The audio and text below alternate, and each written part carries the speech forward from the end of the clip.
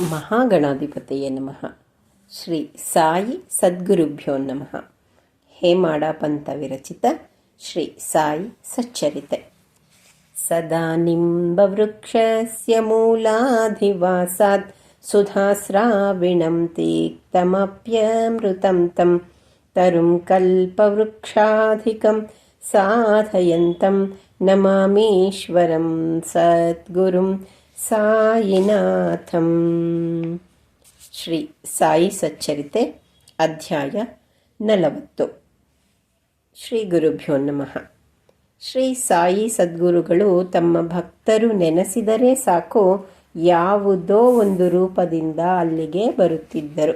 ಇದು ಅನೇಕರ ಅನುಭವಕ್ಕೆ ಬಂದಿತ್ತು. ಸಾಯಿಯವರು ತಮ್ಮ ಭಕ್ತರ ತಲೆಯ ಮೇಲೆ ಕೈ ಇರಿಸಿ ತಮ್ಮ ಅದ್ಭುತ ಶಕ್ತಿಯೇ ಅವರಲ್ಲಿ ಪ್ರವಹಿಸುವಂತೆ ಮಾಡಿ ಕೃಪಾಶೀರ್ವಾದ ಮಾಡುತ್ತಿದ್ದರು. ಇದರಲ್ಲಿ ಸಂಶಯವಿಲ್ಲ. ಠಾಣಾ ಜಿಲ್ಲೆಯ ಅಧಿಕಾರಿ ಬಾಳಾಸಾಹೇಬ ದೇವ್ ಅವರು ತಾವು ಮಾಡಿಕೊಂಡ ಹರಿಕೆಗಳು ಸಫಲವಾದುದಕ್ಕಾಗಿ ಉದ್ಯಾಪನಾ ಸಮಾರಂಭವನ್ನು ಏರ್ಪಡಿಸಿ ಬಾಬಾ ಅವರನ್ನು ಪತ್ರ ಮುಖೇನ ಭಕ್ತಿಯಿಂದ ವಿಶೇಷವಾಗಿ ಆಹ್ವಾನಿಸಿದರು. ಬಾಬಾ ಇದನ್ನು ನೋಡಿ, ನನ್ನನ್ನು ಯಾರೇ ಸ್ಮರಿಸಿದರೆ ಸಾಕು ಅವರ ಬಳಿ ಧಾವಿಸುತ್ತೇನೆ, ನಾವಿಬ್ಬರು ಬರುತ್ತೇವೆ ಎಂದು ತಿಳಿಸು ಎಂದು ಬಾಪು ಜೋಗ್ ಅವರಿಗೆ ತಿಳಿಸಿದರು. ಇದರಂತೆ ಅವರು ಕಾಗದಕ್ಕೆ ಉತ್ತರ ಬರೆದರು. ಬಾಬಾ ಅವರು ರಾಹತ್ ರೂಯಿಮ್ಗಾಂವ್ ಬಿಟ್ಟರೆ ಶಿರಡಿಯಿಂದ ಹೊರಗೆ ಎಲ್ಲೂ ಹೋಗುತ್ತಿರಲಿಲ್ಲ. ಒಮ್ಮೆ ದೇವ ಅವರಿಗೆ ರೈಲ್ವೆ ನಿಲ್ದಾಣದಲ್ಲಿ ಒಬ್ಬ ಸನ್ಯಾಸಿಯು ಗೋ ಸಂರಕ್ಷಣೆಯ ಬಗ್ಗೆ ಚಂದ ಕೇಳಲು ಬಂದ.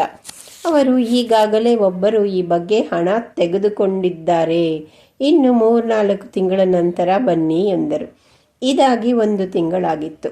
ಅದೇ ಸನ್ಯಾಸಿಯು ದೇವ ಅವರ ಮನೆಗೆ ಬಂದಾಗ ಅವರು ಆತ ಚಂದ ಎತ್ತಲು ಬಂದನೆಂದೇ ತಿಳಿದರು. ಆಗ ಸನ್ಯಾಸಿಯು ಮುಗುಳ್ನಕ್ಕು, ನಾನು ಬಂದಿರುವುದು ಊಟಕ್ಕೆ, ನನ್ನ ಜೊತೆ ಇನ್ನೂ ಇಬ್ಬರಿದ್ದಾರೆ ಎಂದಾಗ ಉದ್ಯಾಪನೆಯ ದಿನ ಬಂದ ಅತಿಥಿಗಳು ಎಂದು ದೇವ ಅವರಿಗೆ ಅಪಾರ ಸಂತಸವಾಯಿತು. ಈ ಪ್ರಕಾರ ಸನ್ಯಾಸಿ ಹಾಗೂ ಇತರ ಇಬ್ಬರು ಉದ್ಯಾಪನೆಯ ಊಟ ಮುಗಿಸಿ ಹೊರಟರು. ಉದ್ಯಾಪನೆಯ ಸಮಾರಂಭ ಮುಗಿಯಿತು. ಬಾಬಾ ಬರಲಿಲ್ಲವೆಂಬ ದುಃಖದಿಂದ ದೇವ ಅವರು ಜೋಗರಿಗೆ ಪತ್ರ ಬರೆದರು. ಆ ಪತ್ರ ತಲುಪಿ ಅದನ್ನು ಒಡೆಯುವ ಮೊದಲೇ, ನಾನು ಇಬ್ಬರೊಂದಿಗೆ ಊಟ ಮಾಡಿ ಬಂದೆ, ನನ್ನನ್ನು ಅವನು ಗುರ್ತಿಸಲಿಲ್ಲವೇ, ನಾನು ಮಾತಿಗೆ ಎಂದೂ ತಪ್ಪಲಾರೆ ಎಂದರು. ಈ ವಿಷಯವನ್ನು ತಿಳಿಸಿ ಜೋಗ್ ಅವರ ಉತ್ತರ ಬರೆದಾಗ ದೇವ ಅವರು ಆನಂದಭರಿತರಾದರು. ಆದರೆ ವೃಥಾ ಬಾಬಾ ಅವರನ್ನು ನಿಂದಿಸಿದನಲ್ಲ ಎಂಬ ವ್ಯಥೆ ಹಾಗೂ ಆಶ್ಚರ್ಯ ಅವರಿಗಾಯಿತು.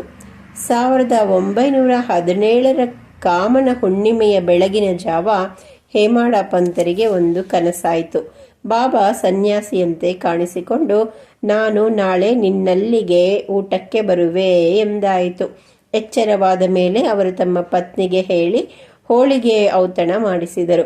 ಆಕೆಯು ಸಂದೇಹದಿಂದ ಶಿರಡಿಯ ಭರ್ಜರಿ ಭೋಜನವನ್ನು ಬಿಟ್ಟು, ಬಾಬಾ ನಮ್ಮ ಬಡಮನೆಗೆ ಬರುವರೇ ಎಂದರು. ಆಗ ಹೇಮಾಡ ಪಂತರು, ಹಾಗಲ್ಲ, ಅವರು ಯಾವ ರೂಪದಲ್ಲಾದರೂ ಬರಬಹುದು, ಹೆಚ್ಚಿನ ಅಡಿಗೆಯಿಂದ ನಷ್ಟವೇನೂ ಇಲ್ಲ ಎಂದರು. ಊಟದ ಸಮಯವಾಯಿತು. ಮನೆಯ ಜನರೆಲ್ಲ ಭೋಜನಕ್ಕೆ ಕೂತರು. ಬಡಿಸಿಯೂ ಆಯಿತು. ಆದರೆ ಅತಿಥಿಗಳ ಸುಳುವೇ ಇಲ್ಲ. ಇನ್ನೇನು ಊಟ ಆರಂಭ ಮಾಡಬೇಕು ಎಂದಾಗ ಬಾಗಿಲು ತಟ್ಟಿದ ಸದ್ದಾಯಿತು. ಆಗ ಬಂದವರು ಅಲಿ ಮಹಮ್ಮದ್ ಮತ್ತು ಮುಜಾವರ. ಅವರು ಬಂದವರು ಹಳೆ ಕಾಗದದಲ್ಲಿ ಸುತ್ತಿದ್ದ ಸುಂದರ ಭಾವಚಿತ್ರವೊಂದನ್ನು ಕೊಟ್ಟು, ನೀವು ಸಾವಕಾಶ ಊಟ ಮಾಡಿರಿ ಎಂದು ಹೇಳಿ ಹೊರಟೆ ಹೋದರು. ಸಾಯಿಬಾಬಾ ಅವರ ಸುಂದರ ಭಾವಚಿತ್ರ ನೋಡಿದ ಹೇಮಾಡ ಪಂತರಿಗೆ ಅಮಿತಾನಂದವಾಯಿತು. ಅತಿಥಿಗಳಿಗಾಗಿ ಇರಿಸಿದ್ದ ಸ್ಥಳದಲ್ಲಿ ಆ ಫೋಟೋವನ್ನು ಇರಿಸಿ ನೈವೇದ್ಯ ಅರ್ಪಿಸಿ ಎಲ್ಲರೂ ಊಟವನ್ನು ಪ್ರಾರಂಭಿಸಿದರು. ಬಾಬಾ ಅವರೇ ಕನಸಿನಲ್ಲಿ ನುಡಿದಂತೆ ಸ್ವತಃ ಬಂದಿದ್ದಾರೆ ಎಂದು ಎಲ್ಲರೂ ತಿಳಿದಿರೆಂಬಲ್ಲಿಗೆ ಶ್ರೀ ಸಾಯಿ ಸಚ್ಚರಿತೆಯ 40ನೇ ಅಧ್ಯಾಯವು ಸಂಪೂರ್ಣವಾಯಿತು. ಶ್ರೀ ಸಾಯಿನಾಥಾಯ ನಮಃ.